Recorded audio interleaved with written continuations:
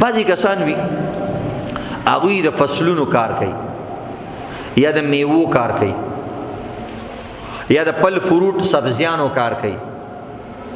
نو د سبزیانو د پل فروټ خپل زکات دی، هغې ته وایي عشر یا نصف عشر، لسمه حصه یا شلمه حصه. چې باراني ځای نه وي لسمه حصه به پکې ورکې، او که ټیکسونه پې لګېدلي وي اوبه جنریټر سره وغیره سره کې نو بیا شلمه حصه یا په شل پنډ کې شلم پنډ، یا چې هغه خرڅ کې په 100 روپو کې 1 روپۍ. خو بعضې کسان وي داسې کارو کې چې د دې یو ځل عشر ورکي، مثلا سیوانې دغه کړه راکټې کړه د ونو نه، او خرماڼۍ ده، امونه دي، یا ټماټر پیاز دي، او یا مثلا نورې کومه میوه ده، دا میوهجات چې څومره دي فصلونو سره چې کوم تعلق لري، کوم څه چې د فصل نه حاصلېږي هغې حاصل کو. خو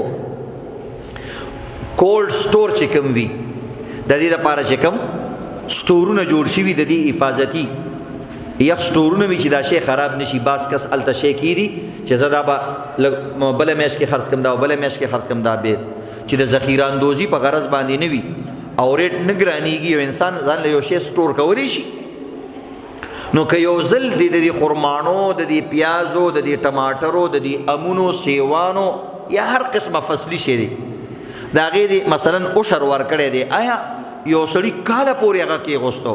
بعضې څیزونه یې خلک 2 کاله پورې هغه ږدي، ځکه بار ملکونو ته د هغې سپلایي کېږي، نو په ارام په ارام هغه ښه طریقې سره هغه خرڅوي مزدورۍ سره. نو آیا بیا د باندې زکات شته که نه؟ نو د فصلونو دا پل فروټ او سبزیانو والا 2 قسمه خلک دي. یو دا دی چې خپل کری، نو یو ځل چې د یو فصل زکات ورکو یعنی عشر دی ورکو، نو دوباره په هغې باندې عشر نشته. هم اقه شی که فصل بیا راوټو کېدلو هغې باندې شته، خو چې کوم تا ټوکولی دی او تا کټ کړی دی، تا ځان سره سنبال کړی دی سټور کې، نو د دې چې تا یو ځل زکات ورکو که بیا پې 2 کاله هم تیر شو، د دې تا باندې بیا دوباره زکات نشته، ځکه د دې زکات ادا شوی دی. که فصل کې دوباره راوټو کېدو او را زرغون شو د هغې به ورکې. دویم قسم هغه وي چې یو انسان خپل فصل نه کری یا په نیم هم نه کری، دا صرف فصلونه په پیسو باندې اخلي.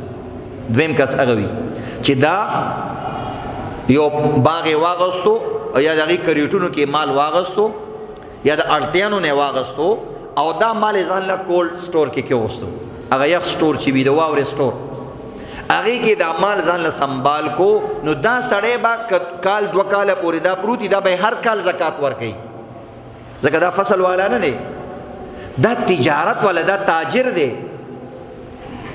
او تجارتی مال باندې هر کال زکاتی. نو که بیا یو سړي مثلا ما امونه اغستی سکال می یو کال یو شو ما زکات ورکو، بیا یو کال پورې پراته دي او بل کال پې تیر شو، بیا هم زکات ورکې، هر کال د دې قیمتونه زیاتېږي او دا تجارتي اموال دي کې هر کال زکاتي. خو فصلونو والا سړی به صرف چې کوم خپل فصل وي یا په شریکه فصل وي، هغه به هغه فصل کې صرف یو پیره زکات ورکوي، که بیا 3 کاله مو سره پراته وي بیا پې نشته.